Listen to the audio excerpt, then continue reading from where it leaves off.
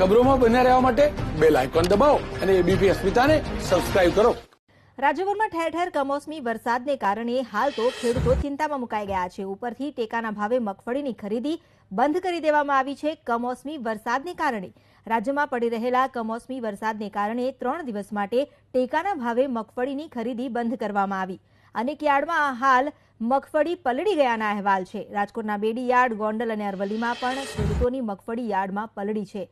અમારી સાથે જોડાઈ ગયા છે સંવાદદાતા વિપુલ, આપી રહ્યા છે વધુ જાણકારી। જી વિપુલ।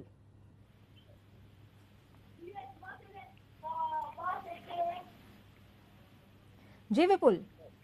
જી, ખાસ કરીને રાજ્યમાં જે રીતે હવામાન વિભાગે આગાહી કરી હતી કે 11-12 ડિસેમ્બરે વરસાદી વાતાવરણ સર્જાશે, તેને લઈને હાલ રાજ્યમાં અનેક વિસ્તારોમાં કમોસમી વરસાદ પડી રહ્યો છે। ત્યારે રાજ્યના અન્ન અને નાગરિક પુરવઠા વિભાગ દ્વારા મગફળી અને અન્ય જણસીઓની ટેકાના ભાવે ખરીદી કરવામાં આવી રહી છે। ત્યારે હાલ માવઠાને કારણે નિર્ણય કરવામાં આવ્યો છે કે 3 દિવસ એટલે કે 10, 11 અને 12 3 દિવસ મગફળીની ખરીદી ટેકાના ભાવે નહીં કરવામાં આવે, કેમ કે જે પણ ખેડૂતો પોતાનો માલ લઈને આવતા હોય છે અને માવઠાને કારણે તેમના પાકને પલળી જવાથી નુકસાન ના જાય તેના માટે હાલ રાજ્ય સરકાર દ્વારા મગફળીની ખરીદી 3 દિવસ માટે ખરીદી નહીં કરવા માટેનો નિર્ણય કરવામાં આવ્યો। જી, આભાર આપનો જાણકારી આપવા બદલ।